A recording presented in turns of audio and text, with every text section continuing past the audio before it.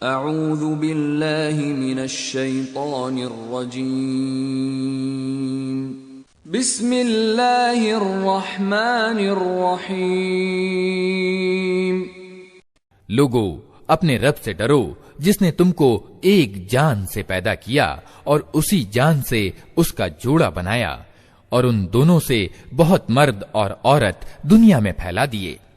उस अल्लाह से डरो जिसका वास्ता देकर तुम एक दूसरे से अपने हक मांगते हो और नाते रिश्तों के संबंधों को बिगाड़ने से बचो। यकीन जानो कि अल्लाह तुम पर निगरानी कर रहा है।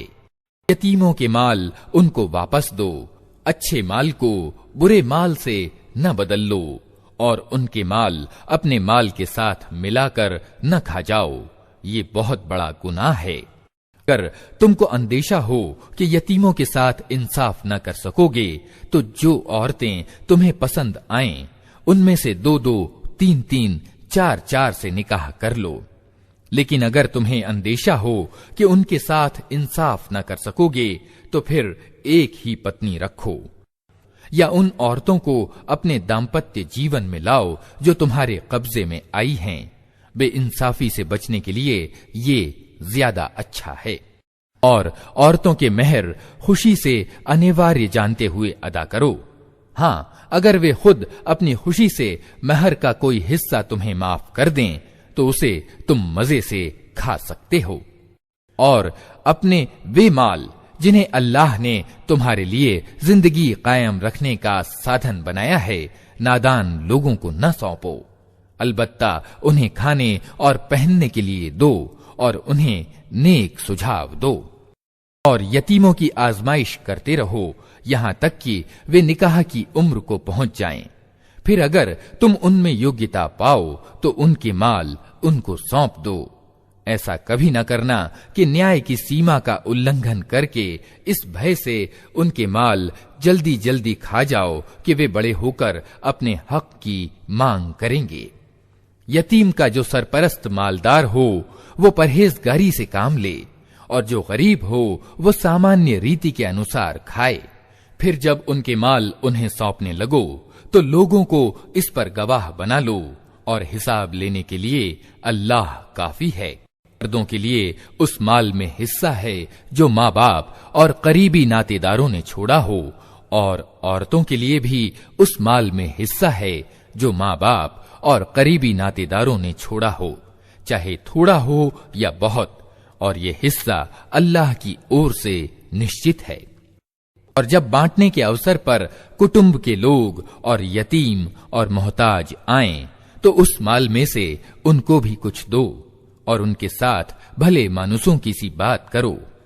उनको इस बात का ख्याल करके डरना चाहिए कि अगर वे खुद अपने पीछे बेबस बच्चे छोड़ते तो मरते समय उन्हें अपने बच्चों के लिए कैसी कुछ आशंकाएं घेरती।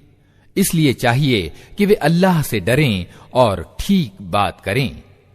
जो लोग जुल्म के साथ यतीमों के माल खाते हैं वास्तव में वे अपने पेट आग से भरते हैं और वे जरूर जहन्नम की भड़कती हुई आग में झोंके जाएंगे। तुम्हारी संतान के बारे में अल्लाह तुम्हें आदेश देता है कि मर्द का हिस्सा 2 औरतों के बराबर है। अगर मरने वाले की उत्तराधिकारी 2 से अधिक लड़कियां हों तो उन्हें तरके यानी छोड़ी हुई संपत्ति का 2/3 दिया जाए और अगर एक ही लड़की वारिस हो तो आधा तरका उसका है। अगर मरने वाले के औलाद हो तो उसके माँ बाप में से हर एक को तरके का 6ठा हिस्सा मिलना चाहिए। और अगर वो निसंतान हो और माँ बाप ही उसके वारिस हों तो माँ को 3रा हिस्सा दिया जाए। और अगर मरने वाले के भाई बहन भी हों तो माँ 6ठे हिस्से की हकदार होगी। ये सब हिस्से उस समय निकाले जाएंगे जबकि वसीयत जो मरने वाले ने की हो पूरी कर दी जाए और कर्ज जो उस पर हो चुका दिया जाए। तुम नहीं जानते कि तुम्हारे माँ बाप और तुम्हारी संतान में से कौन लाभ की दृष्टि से तुमसे ज्यादा करीब है। ये हिस्से अल्लाह ने निश्चित कर दिए हैं और अल्लाह यकीनन ही सब हकीकतों से वाकिफ और सब मसलहतों का जानने वाला है। और तुम्हारी बीवियों ने जो कुछ छोड़ा हो उसका आधा हिस्सा तुम्हें मिलेगा, अगर वे निस्संतान हों, वरना संतान होने की स्थिति में तरके का 1/4 हिस्सा तुम्हारा है, जबकि वसीयत जो उन्होंने की हो पूरी कर दी जाए और कर्ज जो उन्होंने छोड़ा हो चुका दिया जाए। और वे तुम्हारे तरके में से 1/4 की हकदार होंगी अगर तुम निस्संतान हो, वरना तुम्हारे संतान वाले होने की स्थिति में उनका हिस्सा 8वां होगा। इसके बाद की जो वसीयत तुमने की हो वो पूरी कर दी जाए और जो कर्ज तुमने छोड़ा हो वो चुका दिया जाए। और अगर वो मर्द या औरत जिसका तरका बांटना है निसंतान भी हो और उसके माँ बाप भी जिंदा न हो, मगर उसका एक भाई या एक बहन मौजूद हो, तो भाई और बहन हर एक को 6ठा हिस्सा मिलेगा। और भाई बहन एक से ज्यादा हों तो सारे तरके के 1/3 में वे सब शरीक होंगे, जबकि वसीयत जो की गई हो पूरी कर दी जाए और कर्ज जो मरने वाले ने छोड़ा हो अदा कर दिया जाए। शर्त यह है कि वो नुकसान पहुंचाने वाला ना हो। ये आदेश हैं अल्लाह की ओर से और अल्लाह जानता देखता और सहनशील है। अल्लाह की निश्चित की हुई सीमाएं हैं। जो अल्लाह और उसके रसूल का कहा मानेगा उसे अल्लाह ऐसे बागों में दाखिल करेगा जिनके नीचे नहरें बहती होंगी और उन बागों में वो हमेशा रहेगा, और ये बड़ी सफलता है। और जो अल्लाह और उसके रसूल की नाफरमानी करेगा और उसकी निर्धारित सीमाओं का उल्लंघन कर जाएगा, उसे अल्लाह आग में डालेगा जिसमें वो हमेशा रहेगा, और उसके लिए अपमानजनक सजा है। सारी औरतों में जो बदकारी कर बैठें उन पर अपने में से 4 आदमियों की गवाही लो, और अगर 4 आदमी गवाही दे दें तो उनको घरों में बंद रखो यहां तक कि उन्हें मौत आ जाए या अल्लाह उनके लिए कोई रास्ता निकाल दे। और तुम में से जो ये काम कर बैठें उन दोनों को तकलीफ दो, फिर अगर वे तौबा करें और अपने को सुधार लें तो उन्हें छोड़ दो कि अल्लाह बहुत तौबा कबूल करने वाला और रहम करने वाला है। हाँ, ये जान लो कि अल्लाह पर तौबा कबूल करने का हक उन्हीं लोगों के लिए है जो नादानी की वजह से कोई बुरा काम कर बैठते हैं और उसके बाद जल्दी ही तौबा कर लेते हैं। ऐसे लोगों की ओर अल्लाह अपनी मेहरबानी की निगाह से फिर ध्यान देता है, और अल्लाह सारी बातों की खबर रखने वाला और गहरी समझ रखने वाला पूरा जानकार है। पर तौबा उन लोगों के लिए नहीं है जो बुरे काम किए चले जाते हैं, यहाँ तक कि जब उनमें से किसी की मौत का समय आ जाता है उस समय वो कहता है कि अब मैंने तौबा की। और इसी तरह तौबा उनके लिए भी नहीं है जो मरते दम तक अधर्मी रहें। ऐसे लोगों के लिए तो हमने दर्दनाक सजा तैयार कर रखी है। लोगों जो ईमान लाए हो, तुम्हारे लिए ये हलाल नहीं है कि जबरदस्ती औरतों के वारिस बन बैठो, और ना ये हलाल है कि उन्हें तंग करके उस महर का कुछ हिस्सा उड़ा लेने की कोशिश करो जो तुम उन्हें दे चुके हो। हाँ, अगर वे किसी खुली बदचलनी का काम कर बैठें तो जरूर तुम्हें तंग करने का अधिकार है। उनके साथ भले ढंग से रहो सहो। अगर वे तुम्हें पसंद ना हो तो हो सकता है कि एक चीज तुम्हें पसंद ना हो, मगर अल्लाह ने उसी में बहुत कुछ भलाई रख दी हो। अगर तुम एक बीवी की जगह दूसरी बीवी ले आने की ठान ही लो तो चाहे तुमने उसे ढेर सारा माल ही क्यों न दिया हो, उसमें से कुछ वापस न लेना। क्या तुम उसे झूठा कलंक लगाकर और खुला जुल्म करके वापस लोगे? और आखिर तुम उसे किस तरह लोगे जबकि तुम एक दूसरे से आनंद ले चुके हो और वे तुमसे दृढ़ प्रतिज्ञा करा चुकी हैं।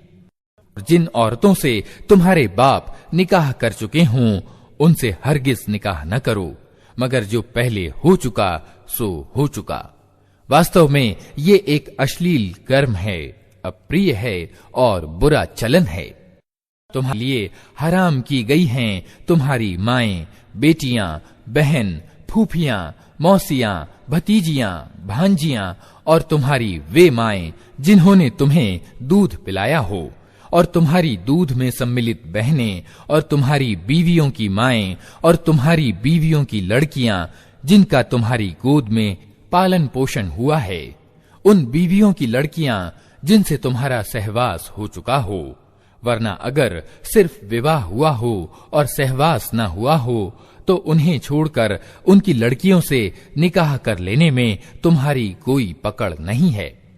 और तुम्हारे उन बेटों की बीवियां जो तुम्हारे वीर्य से हों, और ये भी तुम्हारे लिए हराम है कि एक साथ इकट्ठा दो बहनों को निकाह में रखो, मगर जो पहले हो गया सो हो गया, अल्लाह बख्शने वाला और रहम करने वाला है। और वे औरतें भी तुम्हारे लिए हराम हैं जो किसी दूसरे के निकाह में हों, अलबत्ता ऐसी औरतों की बात और है जो युद्ध में तुम्हारे हाथ आएं। ये अल्लाह का कानून है जिसका पालन तुम्हारे लिए अनिवार्य कर दिया गया है। इनके अलावा जितनी औरतें हैं उन्हें अपने मालों के द्वारा हासिल करना तुम्हारे लिए हलाल कर दिया गया है। शर्त यह है कि निकाह के घेरे में लेकर उन्हें सुरक्षित करो, न कि स्वच्छंद काम तृप्ति करने लगो। फिर जो दाम्पत्य जीवन का आनंद तुम उनसे लो, उसके बदले में उनके मेहर अनिवार्य समझते हुए अदा करो। अलबत्ता मेहर निश्चित हो जाने के बाद आपस की रजामंदी से तुम्हारे बीच अगर कोई समझौता हो जाए तो इसमें कोई हरज नहीं। अल्लाह सब कुछ जानने वाला तत्वदर्शी है। जो आदमी तुम में से इतनी सामर्थ्य न रखता हो कि कुलीन मुसलमान औरतों यानी मुहसनात से निकाह कर सके, उसे चाहिए कि तुम्हारी उन लौंडियों यानी दासियों में से किसी के साथ विवाह कर ले जो तुम्हारे कब्जे में हों और ईमान वाली हों। अल्लाह तुम्हारे ईमान को अच्छी तरह जानता है। तुम सब एक ही गिरोह के लोग हो, अतः उनके सरपरस्तों की इजाजत से उनके साथ निकाह कर लो और सामान्य नियम के अनुसार उनके मेहर अदा कर दो, ताकि वे निकाह की परिधि में सुरक्षित होकर रहें, स्वच्छंद काम तृप्ति न करती फिरें और न चोरी छिपे नाजायज संबंध बनाएं। फिर जब वे विवाह की परिधि में सुरक्षित हो जाएं और उसके बाद कोई अश्लील कर्म कर बैठें तो उन पर उस सजा के मुकाबले में आधी सजा है जो खानदानी औरतों के लिए निर्धारित है। ये सुविधा तुम में से उन लोगों के लिए रखी गई है जिनको निकाह न करने से संयम के भंग हो जाने का भय हो।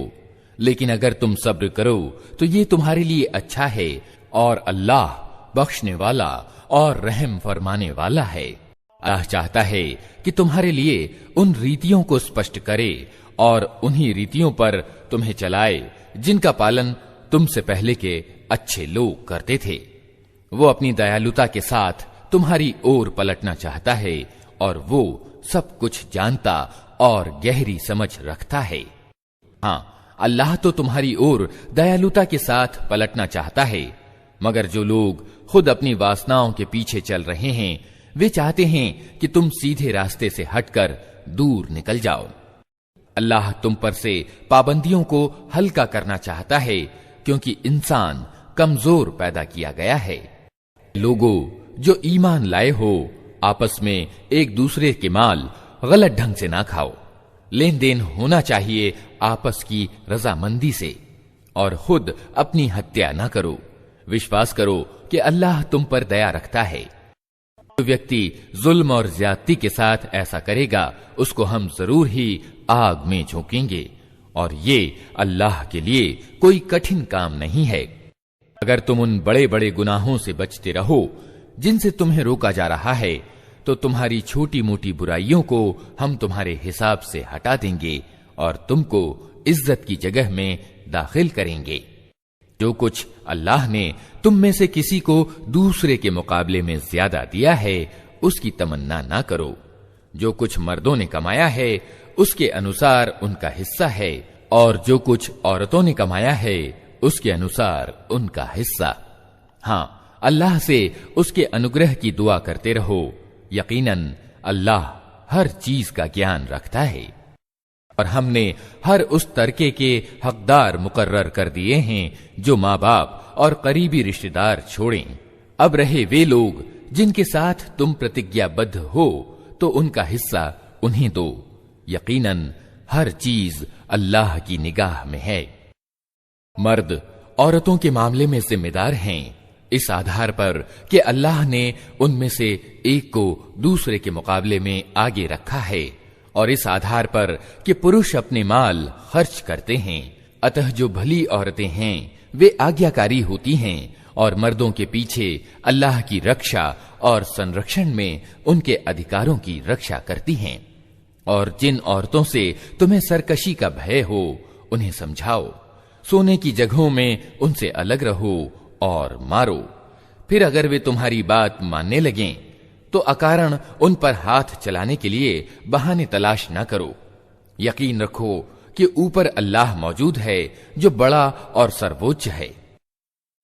अगर तुम लोगों को कहीं पति पत्नी के संबंध बिगड़ जाने का अंदेशा हो तो एक फैसला करने वाला मर्द के नातेदारों में से और एक औरत के नातेदारों में से मुकर्रर करो। वे दोनों सुधार करना चाहेंगे तो अल्लाह उनके बीच मेल का रास्ता निकाल देगा। अल्लाह सब कुछ जानता और खबर रखता है। और तुम सब अल्लाह की बंदगी करो, उसके साथ किसी को साझी ना बनाओ। माँ बाप के साथ अच्छा व्यवहार करो, नातेदारों और यतीमों और मुहताजों के साथ अच्छा व्यवहार करो, और पड़ोसी नातेदार से, अपरिचित पड़ोसी से, पहलू के साथी और मुसाफिर से और उन दास दासियों से जो तुम्हारे अधिकार में हों एहसान का मामला रखो। यकीन जानो अल्लाह किसी ऐसे व्यक्ति को पसंद नहीं करता जो डींगे मारने वाला हो और अपनी बड़ाई पर गर्व करे। और ऐसे लोग भी अल्लाह को पसंद नहीं हैं जो कंजूसी करते हैं और दूसरों को भी कंजूसी पर उभारते हैं, और जो कुछ अल्लाह ने अपने अनुग्रह से उन्हें दिया है उसे छिपाते हैं। ऐसे नाशुक्रे लोगों के लिए हमने रुस्वा कर देने वाला अजाब तैयार कर रखा है। और वे लोग भी अल्लाह को पसंद नहीं हैं जो अपने माल सिर्फ लोगों को दिखाने के लिए खर्च करते हैं और हकीकत में न अल्लाह पर ईमान रखते हैं और न आखिरत के दिन पर। सच ये है कि शैतान जिसका साथी हुआ उसे बहुत ही बुरा साथ प्राप्त हुआ। आखिर इन लोगों पर क्या आफत आ जाती अगर ये अल्लाह और आखिरत के दिन को मानते और जो कुछ अल्लाह ने दिया है उसमें से खर्च करते। अगर ये ऐसा करते तो अल्लाह से इनकी नेकी का हाल छिपा न रह जाता। अल्लाह किसी पर जर्रा बराबर भी जुल्म नहीं करता। अगर कोई एक नेकी करे तो अल्लाह उसे दोगुना करता है और फिर अपनी ओर से बड़ा बदला देता है। सोचो कि उस समय ये क्या करेंगे जब हम हर समुदाय में से एक गवाह लाएंगे और इन लोगों पर तुम्हें अर्थात मोहम्मद सल्लल्लाहु अलैहि वसल्लम को गवाह की हैसियत से खड़ा करेंगे। उस समय वे सब लोग जिन्होंने रसूल की बात ना मानी और उसकी नाफरमानी करते रहे तमन्ना करेंगे कि क्या ही अच्छा होता कि धरती फट जाए और वे उसमें समा जाएं। वहां ये अपनी कोई बात अल्लाह से न छिपा सकेंगे। ऐ लोगों जो ईमान लाए हो, जब तुम नशे की हालत में हो तो नमाज के करीब न जाओ। नमाज उस समय पढ़नी चाहिए जब तुम जानो कि क्या कह रहे हो, और इसी तरह नापाकी की हालत में भी नमाज के करीब न जाओ जब तक कि नहा धो न लो। ये और बात है कि रास्ते से गुजरते हो और अगर कभी ऐसा हो कि तुम बीमार हो या सफर में हो या तुम में से कोई शौच करके आए या तुमने औरतों को हाथ लगाया हो और फिर पानी ना मिले तो पाक मिट्टी से काम लो और उससे अपने चेहरों और हाथों पर मसह कर लो, यानी हाथ फेर लो। बेशक अल्लाह नरमी से काम लेने वाला और बख्शने वाला है। तुमने उन लोगों को भी देखा जिन्हें किताब के इल्म का कुछ भाग दिया गया है। वे खुद गुमराही के खरीदार बने हुए हैं और चाहते हैं कि तुम भी गुमराह हो जाओ। अल्लाह तुम्हारे दुश्मनों को खूब जानता है और तुम्हारी सहायता और समर्थन के लिए अल्लाह ही काफी है। लोग यहूदी बन गए हैं, उनमें कुछ लोग हैं जो शब्दों को उनके स्थान से फेर देते हैं और सत्य धर्म के खिलाफ चोट करने के लिए अपनी जबानों को तोड़ मरोड़ कर कहते हैं, हमने सुना मगर स्वीकार नहीं किया। और सुनिए, आप ऐसे नहीं कि कोई सुनाए और हमारी रियायत करें।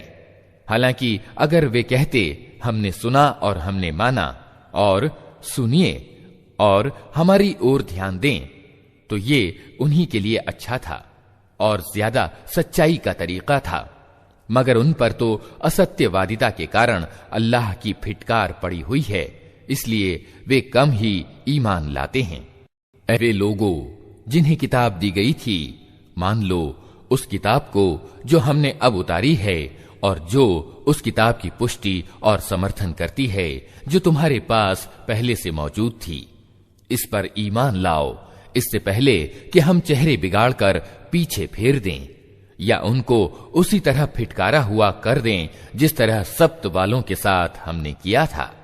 और याद रखो कि अल्लाह का आदेश लागू होकर रहता है।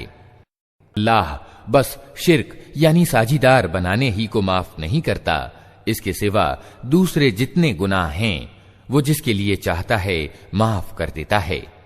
अल्लाह के साथ जिसने किसी और को साझी ठहराया, उसने तो बहुत ही बड़ा झूठ रचा और बड़े सख्त गुनाह की बात की। तुमने उन लोगों को भी देखा जो अपने पवित्र आत्मा होने का बहुत दम भरते हैं, हालांकि पवित्रता तो अल्लाह ही जिसे चाहता है प्रदान करता है, और इन्हें जो पवित्रता नहीं मिलती तो वास्तव में इन पर जर्रा बराबर भी जुल्म नहीं किया जाता। देखो तो सही, ये अल्लाह पर भी झूठा इल्जाम घड़ने से नहीं चूकते और इनके खुले गुनहगार होने के लिए यही एक गुनाह बहुत है।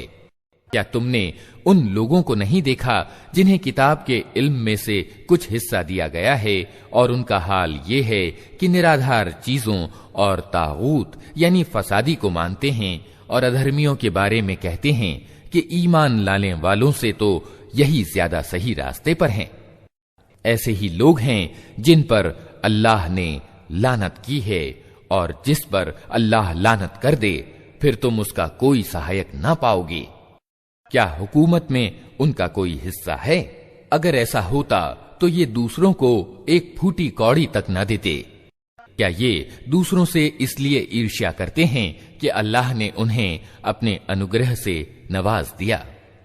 अगर ये बात है तो उन्हें मालूम हो कि हमने तो इब्राहिम की संतान को किताब और गहरी समझ दी और महान राज्य प्रदान कर दिया। अगर उनमें से किसी ने माना और कोई उससे मुंह मोड़ गया, और मुंह मोड़ने वालों के लिए तो बस जहन्नम की भड़कती हुई आग ही काफी है।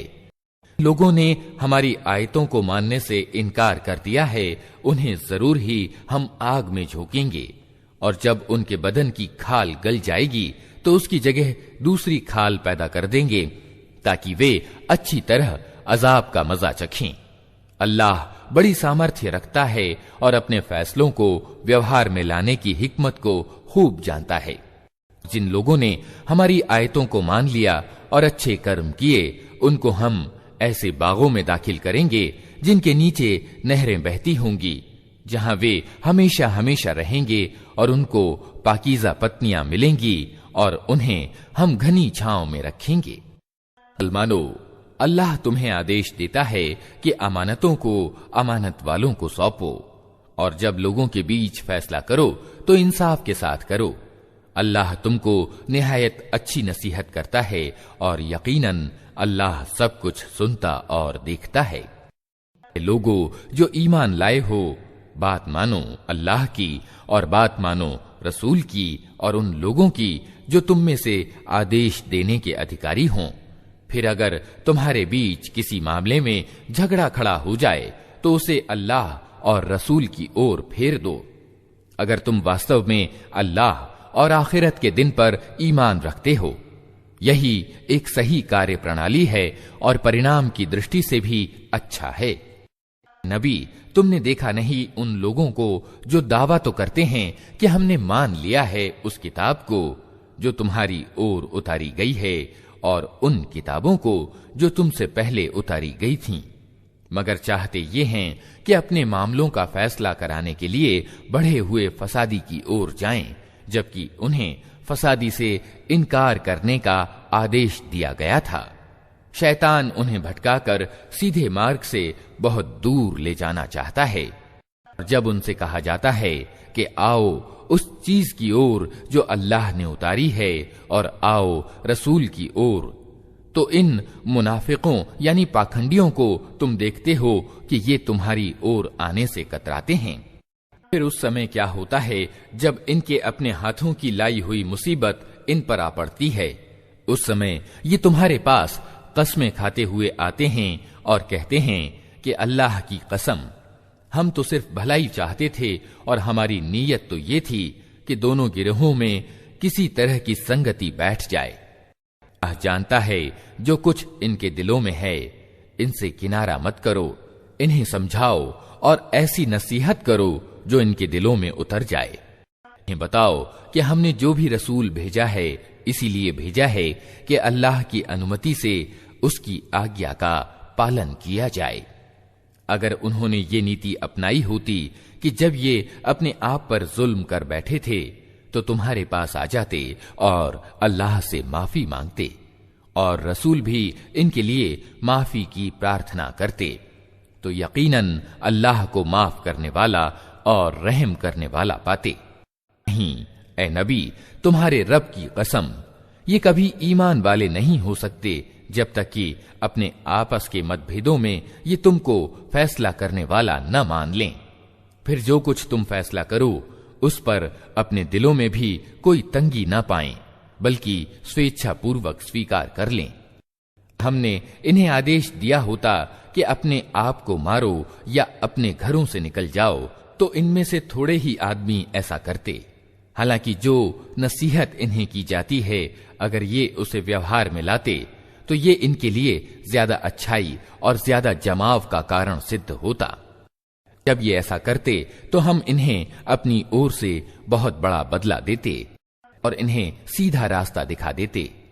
तो लोग अल्लाह और रसूल की आज्ञा का पालन करेंगे, वो उन लोगों के साथ होंगे जिन पर अल्लाह ने इनाम फरमाया है, अर्थात नबी, सच्चे लोग और शहीद और अच्छे लोग। कैसे अच्छे हैं ये साथी जो किसी को प्राप्त हों। ये वास्तविक अनुग्रह है जो अल्लाह की ओर से होता है और हकीकत जानने के लिए बस अल्लाह ही का इल्म काफी है। ए लोगो जो ईमान लाए हो, मुकाबले के लिए हर समय तैयार रहो।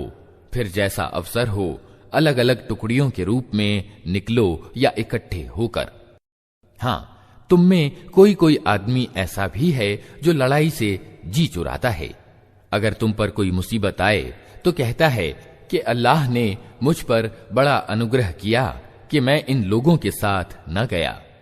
और अगर अल्लाह की ओर से तुम पर अनुग्रह हो तो कहता है और इस तरह कहता है मानो तुम्हारे और उसके बीच प्रेम का कोई संबंध था ही नहीं, कि क्या ही अच्छा होता कि मैं भी इनके साथ होता, तो बड़ा काम बन जाता। ऐसे लोगों को मालूम हो कि अल्लाह के मार्ग में लड़ना चाहिए उन लोगों को जो आखिरत के बदले दुनियावी जिंदगी को बेच दें। फिर जो अल्लाह के मार्ग में लड़ेगा और मारा जाएगा या विजयी रहेगा, उसे जरूर हम बड़ी मजदूरी प्रदान करेंगे। आखिर क्या कारण है कि तुम अल्लाह के मार्ग में उन बेबस मर्दों, औरतों और बच्चों के लिए ना लड़ो जो कमजोर पाकर दबा लिए गए हैं और फरियाद कर रहे हैं कि ए हमारे रब, हमको इस बस्ती से निकाल जिसके निवासी जालिम हैं और अपनी ओर से हमारा कोई समर्थक और सहायक पैदा कर दे। जिन लोगों ने ईमान का रास्ता अपनाया है वे अल्लाह के मार्ग में लड़ते हैं और जिन्होंने अधर्म का मार्ग अपनाया है वे बढ़े हुए फसादी की राह में लड़ते हैं। अतः शैतान के साथियों से लड़ो और यकीन जानो कि शैतान की चालें वास्तव में बहुत ही कमजोर हैं। उन लोगों को भी देखा जिनसे कहा गया था कि अपने हाथ रोके रखो और नमाज कायम करो और ज़कात दो, अब जो उन्हें लड़ाई का आदेश दिया गया तो उनमें एक गिरोह का हाल ये है कि लोगों से ऐसा डर रहे हैं जैसा अल्लाह से डरना चाहिए, या कुछ इससे भी बढ़कर। कहते हैं, ऐ हमारे रब, ये हम पर लड़ाई का आदेश क्यों लिख दिया? क्यों न हमें अभी कुछ और मोहलत दी? इनसे कहो, सांसारिक जीवन पूंजी थोड़ी है और आखिरत एक अल्लाह से डरने वाले इंसान के लिए ज्यादा बेहतर है, और तुम पर जुल्म एक जर्रा बराबर भी न किया जाएगा। रही मौत, तो जहां भी तुम हो वो हर हाल में तुम्हें आकर रहेगी, चाहे तुम कैसी ही मजबूत इमारतों में हो। अगर उन्हें कोई लाभ पहुंचता है तो कहते हैं कि ये अल्लाह की ओर से है, और अगर कोई नुकसान पहुंचता है तो कहते हैं कि ए नबी, ये आपके कारण है। कहो, सब कुछ अल्लाह ही की ओर से है। आखिर उन लोगों को क्या हो गया है कि कोई बात उनकी समझ में नहीं आती। इंसान, तुझे जो भी भलाई हासिल होती है अल्लाह की कृपा से होती है, और जो मुसीबत तुझ पर आती है वो तेरी अपनी कमाई और करतूत के कारण है। ए मोहम्मद, हमने तुमको लोगों के लिए रसूल बनाकर भेजा है, और इस पर अल्लाह की गवाही काफी है। जिसने रसूल की आज्ञा मानी उसने वास्तव में अल्लाह की आज्ञा का पालन किया, और जो मुंह मोड़ गया तो बहरहाल हमने तुम्हें उन लोगों पर चौकीदार बनाकर तो नहीं भेजा है। वे मुंह पर कहते हैं कि हम आज्ञाकारी हैं, मगर जब तुम्हारे पास से निकलते हैं तो उनमें से एक गिरोह रातों को इकट्ठा होकर तुम्हारी बातों के खिलाफ मशविरे करता है। अल्लाह उनकी ये सारी कानाफूसियां लिख रहा है। तुम उनकी परवाह न करो और अल्लाह पर भरोसा रखो, वही भरोसे के लिए काफी है। क्या ये लोग कुरान पर विचार नहीं करते? अगर ये अल्लाह के सिवा किसी और की ओर से होता तो इसमें बहुत कुछ बेमेल बयान पाया जाता। लोग जहां कोई निश्चिंतता या भय की खबर सुन पाते हैं उसे लेकर फैला देते हैं। हालांकि अगर ये उसे रसूल और अपने समुदाय के जिम्मेदार लोगों तक पहुंचाएं तो उससे ऐसे लोग बाखबर हो जाएं जो इनके बीच इस बात की योग्यता रखते हैं कि उससे सही नतीजा निकाल सकें। तुम लोगों पर अल्लाह का अनुग्रह और दयालुता न होती तो तुम्हारी कमजोरियां ऐसी थीं कि गिने चुने थोड़े लोगों के सिवा तुम सब शैतान के पीछे लग गए होते। तह ए नबी, तुम अल्लाह की राह में लड़ो। तुम अपने आप के सिवा किसी और के लिए जिम्मेदार नहीं हो। अलबत्ता ईमान वालों को लड़ने के लिए उकसाओ। असंभव नहीं कि अल्लाह अधर्मियों का जोर तोड़ दे। अल्लाह का जोर सबसे अधिक प्रबल और उसकी सजा सबसे ज्यादा सख्त है। जो बुराई की सिफारिश करेगा वो उसमें से हिस्सा पाएगा, और जो बुराई की सिफारिश करेगा वो उसमें से हिस्सा पाएगा, और अल्लाह हर चीज पर निगाह रखने वाला है। और जब कोई आदर के साथ तुम्हें सलाम करे तो उसको उससे ज्यादा अच्छे ढंग से जवाब दो, या कम से कम उसी तरह। अल्लाह हर चीज का हिसाब लेने वाला है। अल्लाह वो है जिसके सिवा कोई ईश नहीं है। वो तुम सबको उस क़यामत के दिन इकट्ठा करेगा जिसके आने में कोई संदेह नहीं, और अल्लाह की बात से बढ़कर सच्ची बात और किसकी हो सकती है। ये तुम्हें क्या हो गया है कि मुनाफिकों यानी कपटाचारियों के बारे में तुम्हारे बीच दो मत पाए जाते हैं। हालांकि जो बुराइयां उन्होंने कमाई हैं उनके कारण अल्लाह उन्हें उल्टा फेर चुका है। क्या तुम चाहते हो कि जिसे अल्लाह ने सीधे रास्ते पर नहीं लगाया उसे तुम रास्ते से लगा दो? हालांकि जिसको अल्लाह ने रास्ते से भटका दिया उसके लिए तुम कोई रास्ता नहीं पा सकते। तो ये चाहते हैं कि जिस तरह वे खुद अधर्मी हैं उसी तरह तुम भी अधर्मी हो जाओ, ताकि तुम और वे सब समान हो जाएं। अतः उनमें से किसी को अपना मित्र ना बनाओ जब तक कि वे अल्लाह के रास्ते में घर बार छोड़कर ना आ जाएं। और अगर वे घर बार छोड़ने यानी हिजरत से बाज रहें तो जहां पाओ उन्हें पकड़ो और कत्ल करो, और उनमें से किसी को अपना दोस्त और मददगार न बनाओ। हाँ, उन मुनाफिकों यानी कपटाचारियों से इस आदेश का संबंध नहीं जो किसी ऐसी कौम से जा मिलें जिसके साथ तुम्हारा समझौता है। इसी प्रकार उन मुनाफिकों यानी कपटाचारियों का मामला भी इससे अलग है जो तुम्हारे पास आते हैं और लड़ाई से उनका मन खिन्न हो चुका है, न तुमसे लड़ना चाहते हैं और न अपनी कौम से। अल्लाह चाहता तो ऐसा करता कि वे तुम पर छा जाते और वे भी तुमसे लड़ते।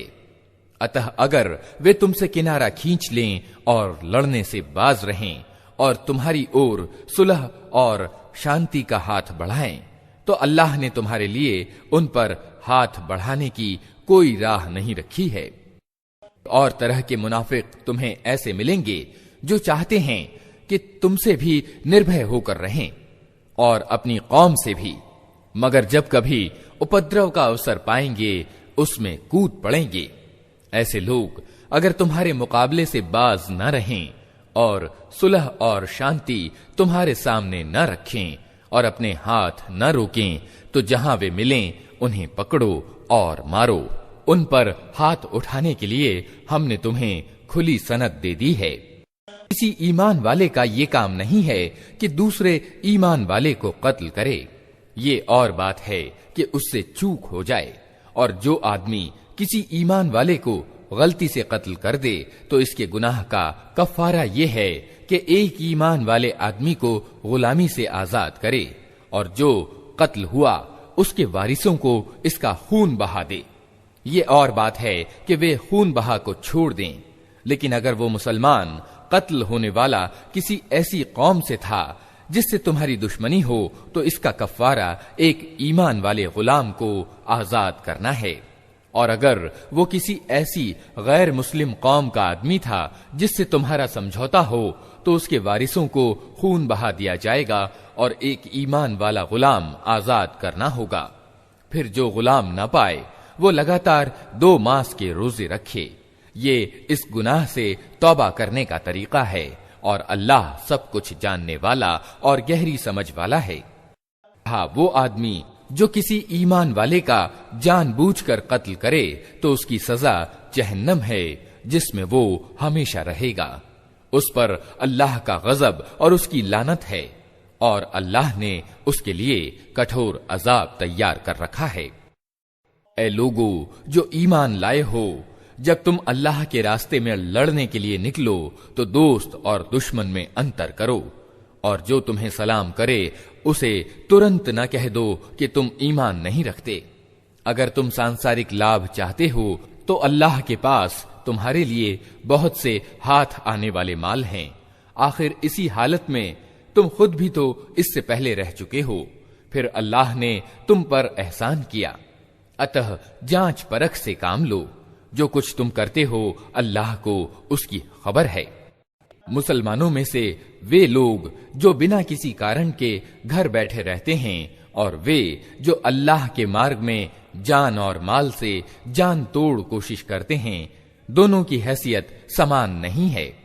अल्लाह ने बैठने वालों की अपेक्षा जान और माल से जिहाद करने वालों का दर्जा बड़ा रखा है। यद्यपि हर एक के लिए अल्लाह ने भलाई ही का वादा फरमाया है, मगर उसके यहाँ जान तोड़ कोशिश करने वालों की सेवाओं का बदला बैठने वालों से बहुत ज्यादा है। उनके लिए अल्लाह की ओर से बड़े दर्जे हैं और क्षमादान और दयालुता है, और अल्लाह बड़ा क्षमाशील और दया करने वाला है। जो लोग अपने आप पर जुल्म कर रहे थे, उनकी आत्माओं को जब फरिश्तों ने खींचा तो उनसे पूछा कि ये तुम किस हाल में पड़ गए थे। उन्होंने जवाब दिया कि हम धरती में कमजोर और बेबस थे। फरिश्तों ने कहा, क्या अल्लाह की धरती विस्तृत न थी कि तुम उसमें घर बार छोड़कर कहीं चले जाते? ये वे लोग हैं जिनका ठिकाना जहन्नम है, और वो बड़ा ही बुरा ठिकाना है। हाँ, जो मर्द, औरतें और बच्चे वास्तव में बेबस हैं और निकलने का कोई मार्ग और साधन नहीं पाते, बहुत संभव है कि अल्लाह उन्हें माफ कर दे। अल्लाह बड़ा माफ करने वाला और छोड़ देने वाला है।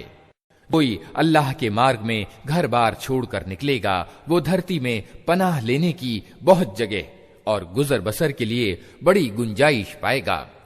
और जो अपने घर से सब कुछ छोड़कर अल्लाह और रसूल की ओर निकले, फिर रास्ते ही में उसकी मौत हो जाए, उसका बदला अल्लाह के जिम्मे अनिवार्य हो गया।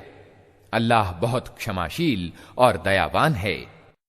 जब तुम लोग सफर के लिए निकलो तो इसमें कोई हरज नहीं अगर नमाज को संक्षिप्त कर दो, विशेषतः जबकि तुम्हें भय हो कि अधर्मी तुम्हें सताएंगे, क्योंकि वे खुल्लम खुल्ला तुम्हारी दुश्मनी पर तुले हुए हैं। और ए नबी, जब तुम मुसलमानों के बीच हो और लड़ाई की हालत में उन्हें नमाज पढ़ाने खड़े हो, तो चाहिए कि उनमें से एक गिरोह तुम्हारे साथ खड़ा हो और अपने हथियार लिए रहे। फिर जब वो सजदा कर ले तो पीछे चला जाए और दूसरा गिरोह जिसने अभी नमाज नहीं पढ़ी है आकर तुम्हारे साथ पढ़े, और वो भी चौकन्ना रहे और अपने हथियार लिए रहे, क्योंकि अधर्मी इस ताक में हैं कि तुम अपने हथियारों और अपने सामानों की ओर से तनिक असावधान हो तो वे तुम पर एक साथ टूट पड़ें। अलबत्ता अगर वर्षा के कारण तकलीफ होती हो या बीमार हो तो हथियार रख देने में कोई हरज नहीं, मगर फिर भी चौकन्ने रहो। यकीन रखो कि अल्लाह ने अधर्मियों के लिए अपमानजनक यातना यानी अजाब तैयार कर रखी है। जब नमाज से फारिग हो जाओ तो खड़े और बैठे और लेटे हर हाल में अल्लाह को याद करते रहो, और जब खतरा टल जाए तो पूरी नमाज पढ़ो।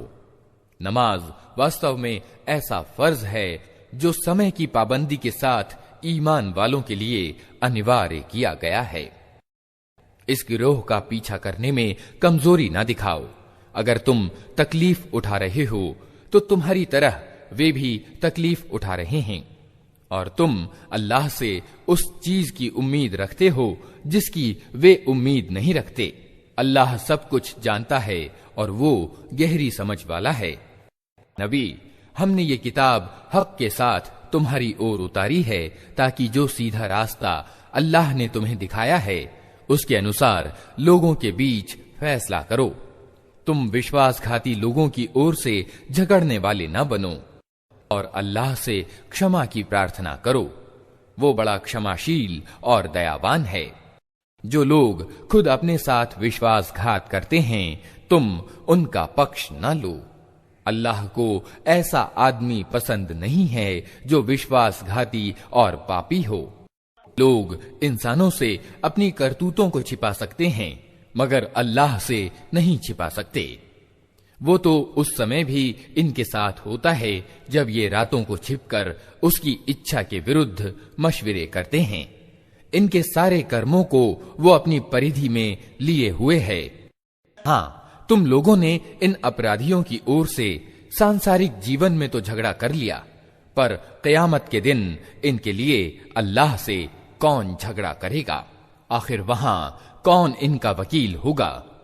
अगर कोई आदमी बुरा काम कर बैठे या खुद अपने पर जुल्म कर जाए और इसके बाद अल्लाह से क्षमा की प्रार्थना करे तो अल्लाह को क्षमाशील और दयावान पाएगा।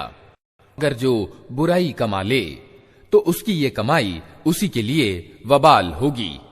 अल्लाह को सब बातों की खबर है और वो गहरी समझ वाला है और सर्वज्ञ है। फिर जिसने कोई खता या गुनाह करके उसका इल्जाम किसी निरपराध पर थोप दिया, उसने तो बड़े लांछन और खुले गुनाह का बोझ समेट लिया। ए नबी, अगर अल्लाह का अनुग्रह तुम पर ना होता और उसकी दयालुता तुम्हारे साथ न होती तो उनमें से एक गिरोह ने तो तुम्हें भ्रम में डालने का फैसला कर ही लिया था। हालांकि वास्तव में वे खुद अपने सिवा किसी को भ्रम में डाल नहीं रहे थे और तुम्हारा कोई नुकसान नहीं कर सकते थे। अल्लाह ने तुम पर किताब और हिकमत यानी तत्वदर्शिता उतारी है और तुमको वो कुछ बताया है जो तुम जानते न थे, और उसका अनुग्रह तुम पर बहुत है। लोगों की खुफिया कानाफूसियों में बहुधा कोई भलाई नहीं होती। हाँ, अगर कोई छिपे रूप से दान या किसी भले काम के लिए उकसाए या लोगों के मामले में सुधार के लिए किसी से कुछ कहे तो ये अलबत्ता भली बात है, और जो कोई अल्लाह की खुशी चाहने के लिए ऐसा करेगा उसे हम बड़ा बदला देंगे। मगर जो आदमी रसूल के विरोध पर कटिबद्ध हो और ईमान वालों के रास्ते के सिवा किसी और राह पर चले, जबकि उस पर सीधा मार्ग स्पष्ट हो चुका हो, तो उसको हम उसी ओर चलाएंगे जिधर वो खुद फिर गया, और उसे जहन्नम में झोंकेंगे जो सबसे बुरा ठिकाना है। अल्लाह के यहाँ बस शिर्क यानी अनेकेश्वरवाद ही की माफी नहीं है, इसके सिवा और सब कुछ माफ हो सकता है जिसे वो माफ करना चाहे। जिसने अल्लाह के साथ किसी को साझी ठहराया वो तो गुमराही में बहुत दूर निकल गया। अल्लाह को छोड़कर देवियों को माबूद यानी उपास्य बनाते हैं, वे उस विद्रोही शैतान को माबूद बनाते हैं जिस पर अल्लाह की फिटकार पड़ी है। वे उस शैतान का कहा मान रहे हैं जिसने अल्लाह से कहा था कि मैं तेरे बंदों से एक निश्चित हिस्सा लेकर रहूंगा, मैं उन्हें बहकाऊंगा, मैं उन्हें कामनाओं में उलझाऊंगा, मैं उन्हें हुक्म दूंगा और वे मेरे हुक्म से जानवरों के कान फाड़ेंगे, और मैं उन्हें हुक्म दूंगा और वे मेरे हुक्म से ईश्वरीय संरचना में परिवर्तन करेंगे। उस शैतान को जिसने अल्लाह के बदले अपना दोस्त और सरपरस्त बना लिया, वो खुले घाटे में पड़ गया। वो इन लोगों से वादे करता है और इन्हें आशाएं दिलाता है, मगर शैतान के सारे वादे धोखे के सिवा और कुछ नहीं हैं।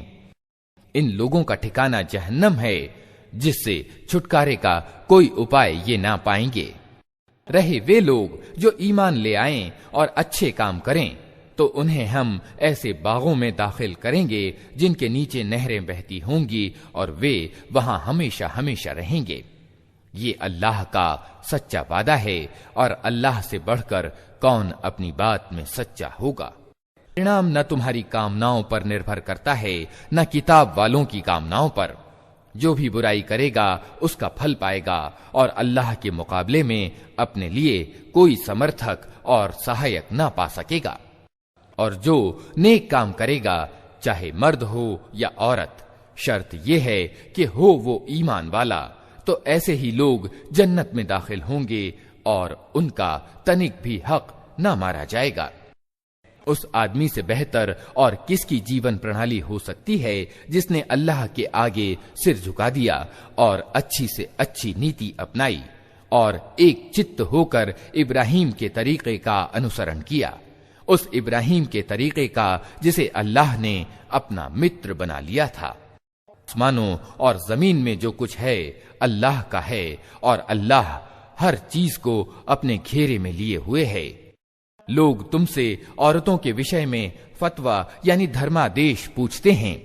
कहो, अल्लाह तुम्हें उनके मामले में आज्ञा देता है और साथ ही वे आदेश भी याद दिलाता है जो पहले से तुमको इस किताब में सुनाए जा रहे हैं, अर्थात वे आदेश जो उन यतीम लड़कियों के संबंध में हैं जिनके हक तुम अदा नहीं करते और जिनके निकाह करने से तुम बाज रहते हो, या लालच के कारण तुम खुद उनसे निकाह कर लेना चाहते हो, और वे आदेश भी जो उन बच्चों के संबंध में हैं जो बेचारे कोई जोर नहीं रखते।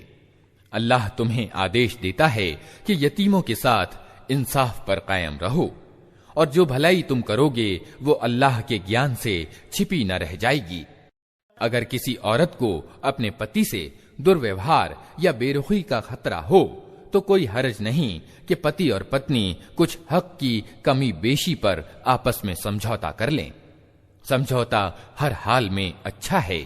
मन तंग दिली की ओर जल्दी झुक जाते हैं, लेकिन अगर तुम लोग एहसान की नीति अपनाओ और ईश भय से काम लो तो यकीन रखो कि अल्लाह तुम्हारी इस व्यवहार नीति से बेखबर न होगा। पत्नियों के बीच पूरा पूरा न्याय करना तुम्हारे बस में नहीं है। तुम चाहो भी तो तुम्हें इसकी सामर्थ्य नहीं हो सकती।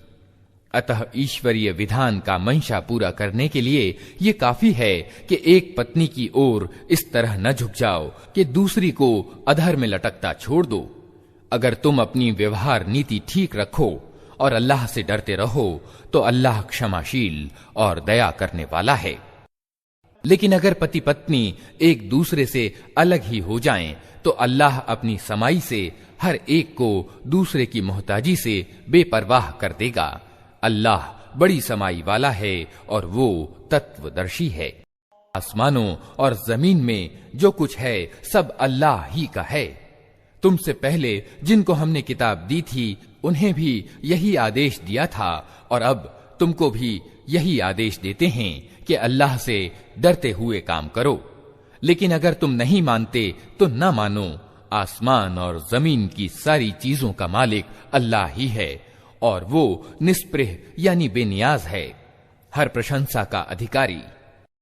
हाँ, अल्लाह ही मालिक है उन सब चीजों का जो आसमानों में हैं और जो जमीन में हैं, और काम बनाने के लिए बस वही बहुत है।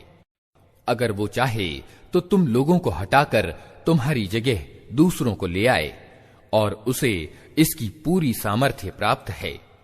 जो आदमी सिर्फ दुनिया के सवाब यानी भलाई का इच्छुक हो, उसे मालूम होना चाहिए कि अल्लाह के पास दुनिया का सवाब भी है और आखिरत का सवाब यानी भलाई भी, और अल्लाह सुनता और देखता है।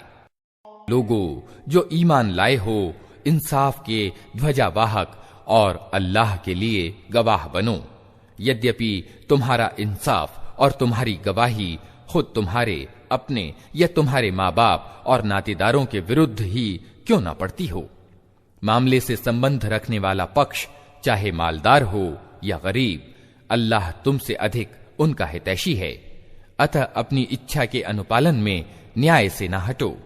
और अगर तुमने लगी लिपटी बात कही या सच्चाई से पहलू बचाया तो जान रखो कि जो कुछ तुम करते हो अल्लाह को उसकी खबर है। लोगों जो ईमान लाए हो, ईमान लाओ अल्लाह पर और उसके रसूल पर और उस किताब पर जो अल्लाह ने अपने रसूल पर उतारी है और हर उस किताब पर जो इससे पहले वो उतार चुका है। जिसने अल्लाह और उसके फरिश्तों और उसकी किताबों और उसके रसूलों और आखिरत के दिन का इनकार किया, वो गुमराही में भटक कर बहुत दूर निकल गया। हे वे लोग जो ईमान लाए फिर इनकार किया, फिर ईमान लाए फिर इनकार किया, फिर अपने इनकार में बढ़ते चले गए, तो अल्लाह हरगिज उनको माफ न करेगा और न कभी उनको सीधा मार्ग दिखाएगा। जो मुनाफिक यानी पाखंडी ईमान वालों को छोड़कर अधर्मियों को अपना साथी बनाते हैं, उन्हें ये मंगल समाचार सुना दो कि उनके लिए दर्दनाक सजा तैयार है। ये लोग इज्जत की चाह में उनके पास जाते हैं, हालांकि इज्जत तो सारी की सारी अल्लाह ही के लिए है। अल्लाह इस किताब में तुमको पहले ही आदेश दे चुका है कि जहां तुम सुनो कि अल्लाह की आयतों के खिलाफ अधर्म बका जा रहा है और उनकी हंसी उड़ाई जा रही है, वहां न बैठो जब तक कि लोग किसी दूसरी बात में न लग जाएं। अब अगर तुम ऐसा करते हो तो तुम भी उन्हीं की तरह हो। विश्वास करो कि अल्लाह मुनाफिकों यानी कपटाचारियों और अधर्मियों को जहन्नम में एक जगह जमा करने वाला है। ये मुनाफिक तुम्हारे मामले में इंतजार कर रहे हैं कि ऊंट किस करवट बैठता है। अगर अल्लाह की ओर से विजय तुम्हारी हुई तो आकर कहेंगे कि क्या हम तुम्हारे साथ न थे। अगर अधर्मियों का पल्ला भारी रहा तो उनसे कहेंगे कि क्या हमें तुम्हारे विरुद्ध लड़ने की सामर्थ्य प्राप्त न थी, और फिर भी हमने तुमको मुसलमानों से बचाया। बस अल्लाह ही तुम्हारे और उनके मामले का फैसला क़यामत के दिन करेगा, और इस फैसले में अल्लाह ने अधर्मियों के लिए मुसलमानों पर प्रभुत्व पाने की हरगिज कोई राह नहीं रखी है। ये मुनाफिक अल्लाह के साथ धोखेबाजी कर रहे हैं, हालांकि वास्तव में अल्लाह ही ने इन्हें धोखे में डाल रखा है। जब ये नमाज के लिए उठते हैं तो कसमसाते हुए सिर्फ लोगों को दिखाने के लिए उठते हैं और अल्लाह को याद थोड़े ही करते हैं। कार और ईमान के बीच डावाडोल हैं, न पूरे इस ओर हैं न पूरे उस ओर। जिसे अल्लाह ने भटका दिया हो उसके लिए तुम कोई रास्ता नहीं पा सकते। लोगों जो ईमान लाए हो, ईमान वालों को छोड़कर अधर्मियों को अपना साथी न बनाओ। क्या तुम चाहते हो कि अल्लाह को अपने विरुद्ध स्पष्ट तर्क दे दो? बास करो कि मुनाफिक जहन्नम के सबसे नीचे खंड में जाएंगे और तुम किसी को उनका सहायक न पाओगे। पत्ता जो उनमें से तौबा कर लें और अपनी नीति को सुधार लें और अल्लाह का दामन थाम लें और अपने दीन को निष्ठापूर्वक अल्लाह ही के लिए कर दें, ऐसे लोग ईमान वालों के साथ हैं और अल्लाह ईमान वालों को जरूर बड़ा बदला प्रदान करेगा। आखिर अल्लाह को क्या पड़ी है कि तुम्हें अकारण सजा दे, अगर तुम शुक्रगुजार बंदे बने रहो और ईमान की नीति पर चलो। अल्लाह बड़ा गुणग्राहक और सबके हाल से परिचित है। अल्लाह इसको पसंद नहीं करता कि आदमी अपशब्द के साथ जबान खोले। ये और बात है कि किसी पर जुल्म किया गया हो और अल्लाह सब कुछ सुनने और जानने वाला है। अगर तुम पर जुल्म हुआ है तो यद्यपि तुम्हें हक है कि बुराई बयान करो, लेकिन अगर तुम खुले और छिपे में भलाई ही किए जाओ या कम से कम बुराई को माफ कर दो, तो अल्लाह का गुण भी यही है कि वो बड़ा माफ करने वाला है। हालांकि सजा देने की पूरी सामर्थ्य उसे प्राप्त है। जो अल्लाह और उसके रसूलों के साथ इनकार की नीति अपनाते हैं और चाहते हैं कि अल्लाह और उसके रसूलों के बीच अंतर करें और कहते हैं कि हम किसी को मानेंगे और किसी को न मानेंगे, और इनकार और ईमान के बीच में एक राह निकालना चाहते हैं, सब पक्के अधर्मी हैं और ऐसे अधर्मियों के लिए हमने वो सजा तैयार कर रखी है जो उन्हें अपमानित कर देने वाली होगी। इसके विपरीत जो लोग अल्लाह और उसके सभी रसूलों को माने और उनके बीच अंतर न करें, उनको हम जरूर उनका बदला देंगे और अल्लाह बड़ा माफ करने वाला और रहम करने वाला है। नबी, ये किताब वाले अगर आज तुमसे मांग रहे हैं कि तुम आसमान से कोई लेख उन पर अवतरित कराओ, तो इससे बढ़ चढ़कर अपराधजनक मांगें ये पहले मूसा से कर चुके हैं। उससे तो इन्होंने कहा था कि हमें अल्लाह को खुल्लम खुल्ला दिखा दो, और इसी सरकशी के कारण अचानक इन पर बिजली टूट पड़ी थी। फिर इन्होंने बछड़े को अपना माबूद यानी उपास्य बना लिया, हालांकि ये खुली खुली निशानियां देख चुके थे। इस पर भी हमने इन्हें माफ किया।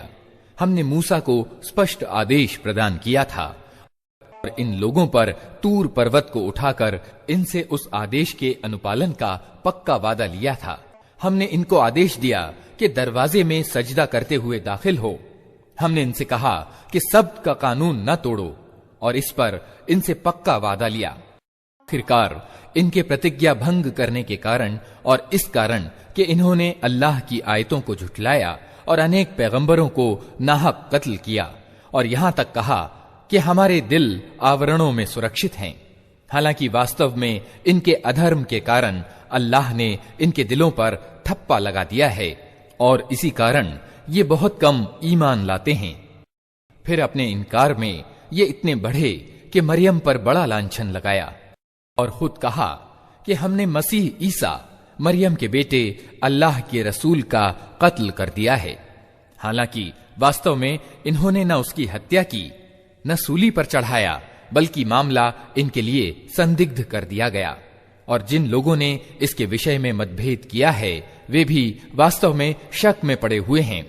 उनके पास इस मामले में कोई ज्ञान नहीं है, सिर्फ अटकल पर चल रहे हैं।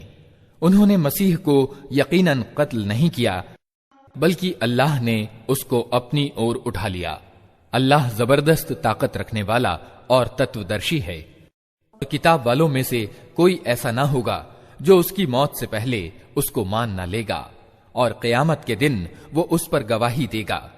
सारांश ये कि इन यहूदियों की इसी अत्याचार पूर्ण नीति के कारण और इस कारण कि ये बहुधा अल्लाह के मार्ग से रोकते हैं और ब्याज लेते हैं जिससे इन्हें रोका गया था, हमने बहुत सी अच्छी पाक चीजें इनके लिए हराम यानी अवैध कर दी। लोगों के माल नाजायज तरीकों से खाते हैं।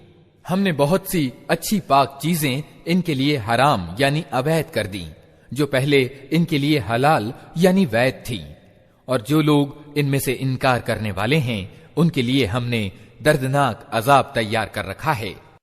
अगर उनमें जो लोग ज्ञान में पक्के हैं और ईमानदार हैं वे सब उस शिक्षा पर ईमान लाते हैं जो ए नबी तुम्हारी ओर उतारी गई है और जो तुमसे पहले उतारी गई थी, इस तरह के ईमान लाने वाले और नमाज और ज़कात की पाबंदी करने वाले और अल्लाह और आखिरत के दिन पर सच्चा ईमान रखने वाले लोगों को हम जरूर ही बड़ा बदला देंगे। नबी, हमने तुम्हारी ओर उसी तरह वही यानी प्रकाशना भेजी है जिस तरह नूह और उसके बाद के पैगंबरों की ओर भेजी थी। हमने इब्राहीम, इस्माइल, इसहाक, याकूब और याकूब की संतान ईसा, अय्यूब, यूनुस, हारून और सुलेमान की ओर प्रकाशना भेजी। हमने दाऊद को जबूर दी। हमने उन रसूलों पर भी प्रकाशना भेजी जिनकी चर्चा हम इससे पहले तुमसे कर चुके हैं और उन रसूलों पर भी जिनकी चर्चा तुमसे नहीं की। हमने मूसा से इस तरह बातचीत की जिस तरह बातचीत की जाती है। सारे रसूल खुशखबरी देने वाले और डराने वाले बनाकर भेजे गए थे ताकि उनको भेज देने के बाद लोगों के पास अल्लाह के मुकाबले में कोई तर्क न रहे और अल्लाह हर हाल में प्रभावशाली और तत्वदर्शी है। नहीं मानते तो न माने, मगर अल्लाह गवाही देता है कि ए नबी, जो कुछ उसने तुम पर उतारा है अपने ज्ञान से उतारा है और इस पर फरिश्ते भी गवाह हैं। यद्यपि अल्लाह का गवाह होना बिल्कुल काफी है। जो लोग इसको मानने से खुद इनकार करते हैं और दूसरों को अल्लाह के रास्ते से रोकते हैं, वे यकीनन गुमराही में हक से बहुत दूर निकल गए हैं।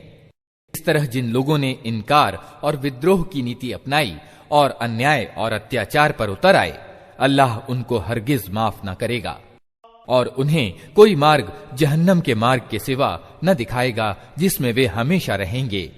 अल्लाह के लिए यह कोई कठिन काम नहीं है। लोगों, ये रसूल तुम्हारे पास तुम्हारे रब की ओर से सत्य लेकर आ गया है, ईमान ले आओ, तुम्हारे ही लिए बेहतर है। और अगर इनकार करते हो तो जान लो कि आसमानों और जमीन में जो कुछ है सब अल्लाह का है और अल्लाह सब कुछ जानने वाला भी है और गहरी समझ वाला भी। ऐ किताब वालों, अपने दीन में हद से आगे न बढ़ो और अल्लाह से लगाकर सत्य के सिवा कोई बात न कहो। मसीह मरियम का बेटा ईसा इसके सिवा कुछ न था कि अल्लाह का एक रसूल था और एक आदेश था जो अल्लाह ने मरियम की ओर भेजा, और एक आत्मा थी अल्लाह की ओर से जिसने मरियम के गर्भ में बच्चे का रूप धारण किया। अतः तुम अल्लाह और उसके रसूलों को मानो और न कहो कि तीन हैं। बाज आ जाओ, ये तुम्हारे ही लिए बेहतर है। अल्लाह तो बस एक ही ईश्वर है, वो पाक है इससे कि कोई उसका बेटा हो। जमीन और आसमानों की सारी चीजों का वही मालिक है और उनकी आवश्यकताओं की पूर्ति और उनकी खबर रखने के लिए बस वही काफी है। मसीह ने कभी इस बात को अपने लिए बुरा नहीं समझा कि वो अल्लाह का बंदा हो, और ना निकटवर्ती फरिश्ते इसको अपने लिए बुरा समझते हैं। अगर कोई अल्लाह की बंदगी को अपने लिए बुरा समझता है और घमंड करता है तो एक समय आएगा जब अल्लाह सबको घेर कर अपने सामने हाजिर करेगा।